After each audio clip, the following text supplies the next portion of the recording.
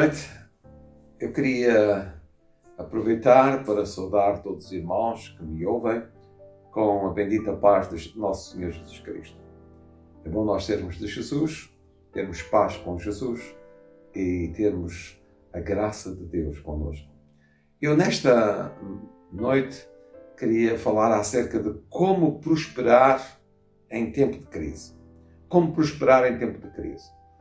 Nós estamos vivendo uma crise que começou com uma crise sanitária, passou a uma crise económica, está se tornando uma crise social, com racismo e antirracismo, em confronto, com violência. Está também começando a aparecer uma crise humanitária com o aumento dos sem-abrigo. Portanto, uma crise que está trazendo várias crises enfiadas. E eu queria falar um pouco como prosperar em tempo de crise. E nada tão bom como nós usarmos a história. Portanto, quem não aprende com a história, dificilmente consegue gerir o presente e mais dificuldade terá de projetar o futuro. E a história que eu vou buscar é uma história do Velho Testamento, é uma história da Bíblia, é uma história de um dos patriarcas de Israel, isto é, dos antepassados da nação israelita, que se chama Isaac, filho de Abraão, o pai da nação israelita, pai da fé, também assim chamado, por ser um homem de fé. E Abraão tinha sido um homem poderoso, um nómada poderosíssimo, com cerca talvez de 1000 pessoas sobre a sua responsabilidade, e podia, em tempos de hostilidade, armar 300 empregados, 300 criados, em idades jovens, em idades de vigor, para sair à guerra se fosse necessário.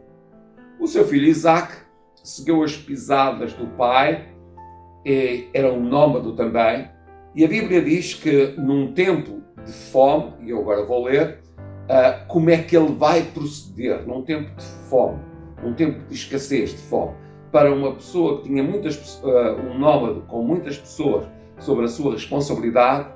A fome, a escassez, quando a terra não produz, é algo complicado. Vamos ver como é que ele procedeu. Eu vou ler um texto bíblico em Gênesis capítulo 26, com versículos 1 e 2, e depois a partir do versículo 12. Diz assim a palavra do Senhor: E havia fome na terra, além da primeira fome que foi nos dias de Abraão. Por isso foi Isaac a Abimeleque, rei dos filisteus, em Gerar, e apareceu-lhe o Senhor e disse: Não desças ao Egito, habita na terra que eu te disser. Agora a partir do versículo 12. E semeou Isaac naquela mesma terra e colheu, naquele mesmo ano, 100 medidas, porque o Senhor o abençoava. E engrandeceu-se o varão, e ali engrandecendo, até que se tornou muito grande. E tinha possessão de ovelhas, possessão de vacas, e muita gente ao seu serviço, de maneira que os filisteus o invejavam. E todos os poços que os servos de seu pai tinham cavado nos dias de Abraão, os filisteus entulharam e encheram de terra. Disse também Abimeleque a Isaac: Aparta-te de nós, porque mais poderoso tens feito do que nós. Então Isaac se foi dali e fez o seu assento no vale de Gerar e habitou lá. Tornou Isaac e cavou os poços de água que cavaram nos dias de Abraão seu pai e que os filisteus taparam depois da morte de Abraão, e chamou-os pelo nome que chamara seu pai. Cavaram, pois, os servos de Isaac naquele vale e acharam ali um poço de águas vivas. E os pastores de Gerar profiaram com os pastores de Isaac, dizendo: Esta água é nossa. Por isso chamou o nome daquele poço Ezeque, porque contenderam com ele.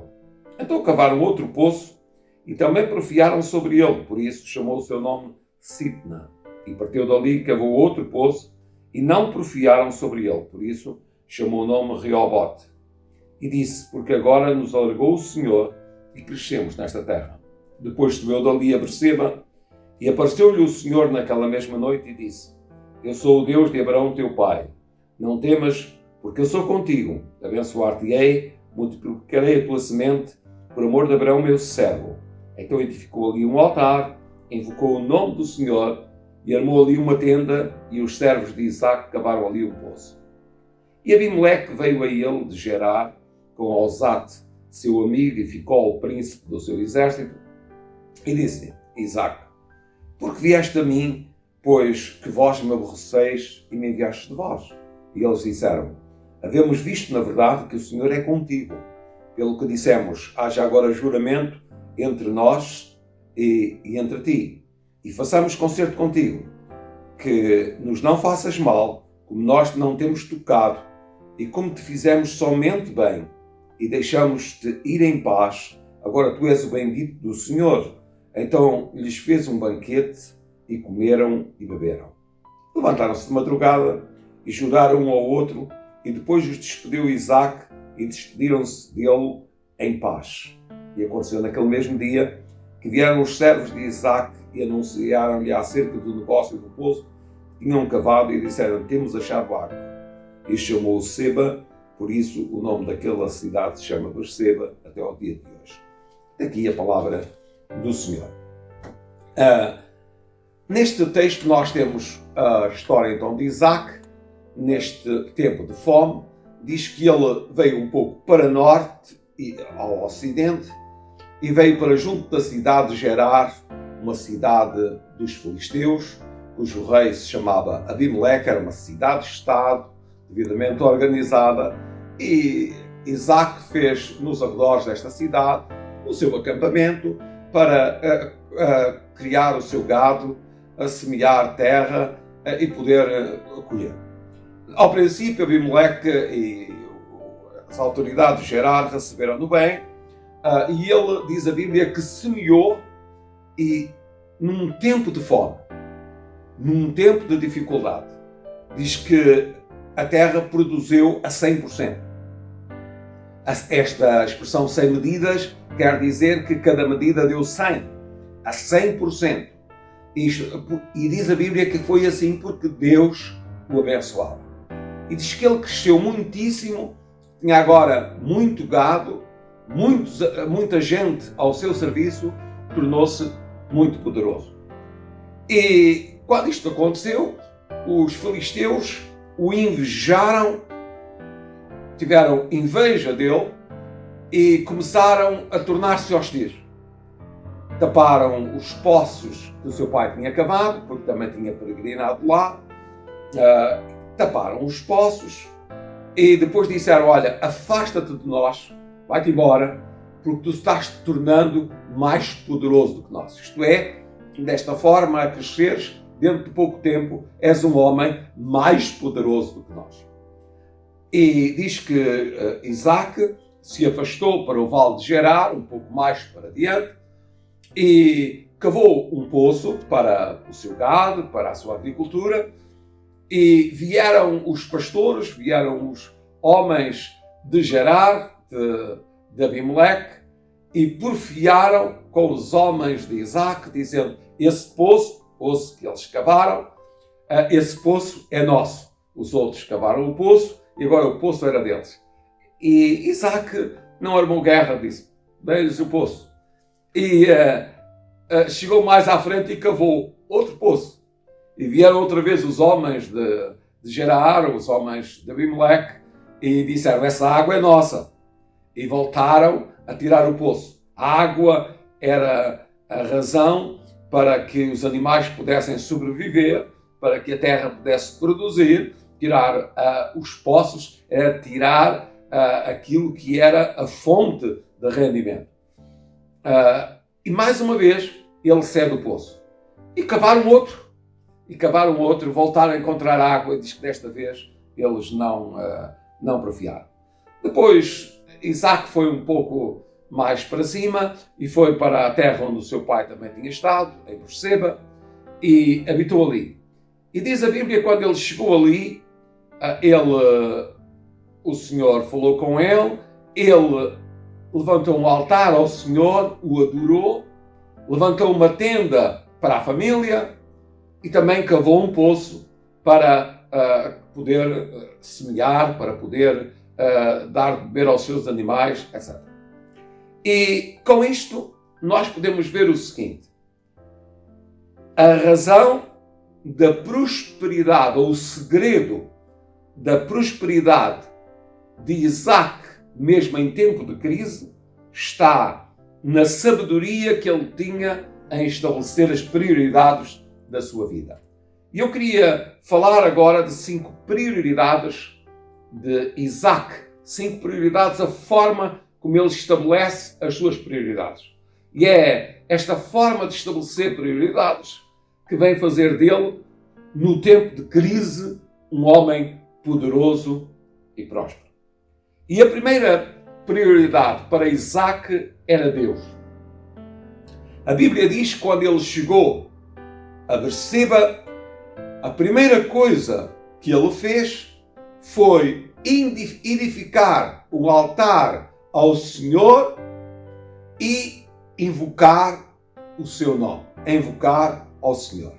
Levantou um altar e invocou o nome do Senhor. Isto quer dizer que a primeira coisa que Isaac deu lugar foi: Deus está em primeiro lugar. Primeiro que tudo, é importante a adoração, o culto ao meu Deus. Ele é o Criador de tudo, Ele é o dador de todas as coisas, Ele é a fonte de todas as coisas e, portanto, Ele deve ter o primeiro lugar, Ele deve ser adorado, Ele deve ser servido, Ele deve ser glorificado. Em segundo lugar, a sua segunda prioridade vai para a família. Ele monta uma tenda para cuidar da família. E se é importante, no tempo de hoje, no tempo da crise de hoje, que as pessoas, que os governos, que as autoridades, que a sociedade em geral ponha Deus em primeiro lugar. Mas segundo, é importante que voltemos a dar importância à família. Só famílias felizes, com casamentos felizes, com filhos felizes, famílias estáveis, podem produzir uma sociedade estável. Famílias instáveis produzem sociedade instável. E se nós queremos vencer crises, precisamos de dar de novo valor à família. Valor ao que tem valor. Em terceiro lugar, ele dá lugar à atividade laboral. E a nossa atividade laboral pode ser o nosso emprego, a nossa carreira profissional, muitas outras coisas. Mas também pode ser o negócio, pode ser a empresa. E no caso de Isaac, ele é, como eu já disse, um nómade, um chefe nómade poderoso. Tem muita gente, muitas famílias que dependem de si, como muitos empresários hoje têm muita gente que depende de si. E ele sabia que a alimentação, o sustento de toda esta gente que estava ao seu serviço dependia dele. Portanto, também tem lugar, em terceiro lugar está a sua vida laboral, os seus negócios. E por isso a Bíblia diz que ele mandou cavar um poço. Cavou um poço. E cavar um poço significa importante, primeiro que tudo, para que a terra produza, para que os animais possam beber e sobreviver e possam se reproduzir, nós precisamos de água. E ele procurou explorar a água para que o seu negócio progredisse. Então, nós devemos colocar as prioridades no lugar certo. Deus está primeiro, a família está a seguir e depois está a nossa atividade laboral e muito mais quando há outras pessoas que dependem das nossas decisões. É muito importante, nós não podemos pensar apenas em nós não podemos pensar apenas nos nossos, nós temos que pensar também nas pessoas que por qualquer razão dependem de nós. Os empresários não podem esquecer isso, as pessoas que dependem de si não podem esquecer isso. Em quarto lugar, estão os relacionamentos sociais. Diz a palavra do Senhor que Abimeleque veio ter com ele, portanto o rei de Gerar, que o tinha expulsado, com um seu amigo, possivelmente um conselheiro real, e o chefe do seu exército, o que possivelmente traria também uma escolta. Mas a Bíblia menciona estes três, Abimeleque, rei de Gerar, o seu amigo e também o chefe do exército. O que possivelmente, como eu disse, traria uma escolta. E vem ter com ele para fazer um acordo.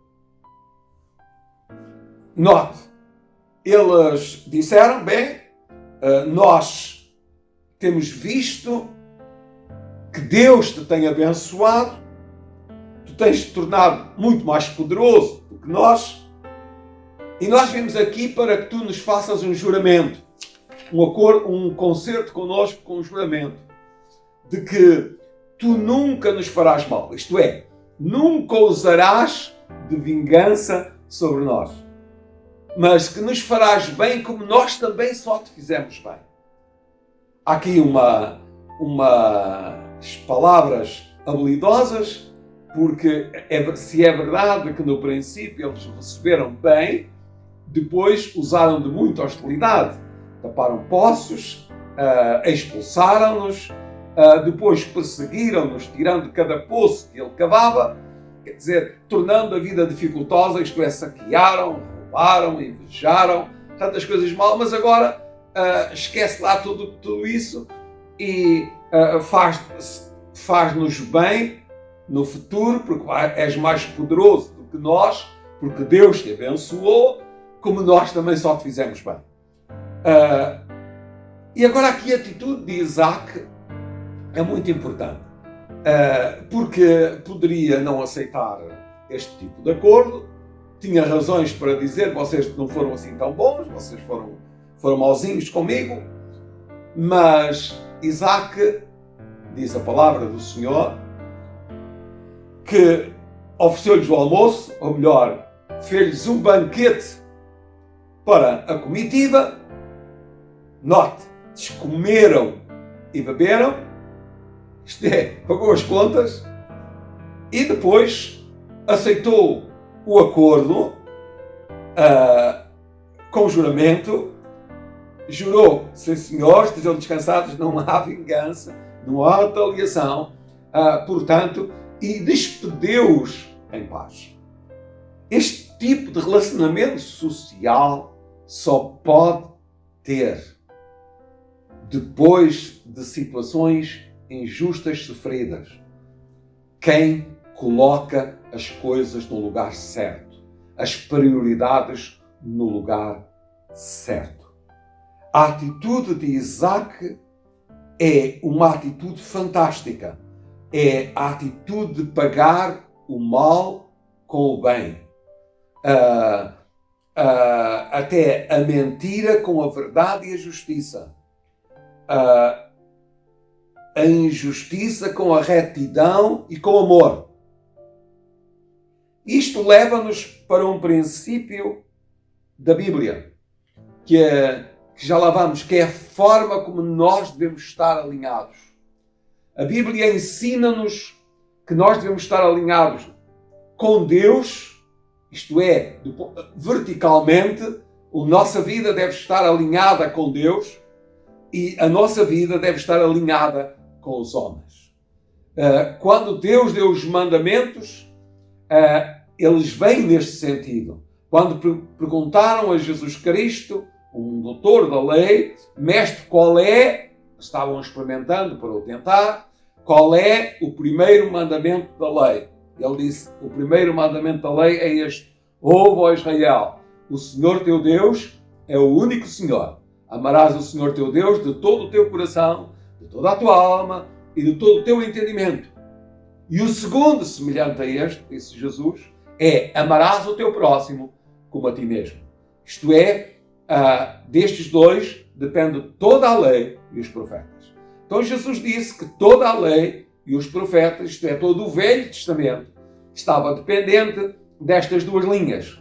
Amar a Deus sobre todas as coisas, uma linha vertical, um relacionamento certo com Deus em primeiro lugar, e quando estamos certos com Deus, ficamos também alinhados connosco próprios. Amamos-nos a nós mesmos, gostamos de nós mesmos. E quando gostamos de nós mesmos, nós conseguimos também gostar dos outros. Porque o mesmo Deus que alinhou a nossa vida com Ele, nos ajuda a alinhar com os outros. E amarás o teu próximo como a ti mesmo. Destes dois depende toda a lei e os profetas. E quando nós procedemos desta maneira, Deus abençoa e faz prosperar a nossa vida. E mesmo aquilo que parece ficamos enganados com a astúcia, com a habilidade, com a maldade dos outros, Deus torna em bênção. A Bíblia mostra que Deus abençoou Isaac espiritualmente, no seu relacionamento com Deus, economicamente, tornou-se poderosíssimo, familiarmente e também socialmente.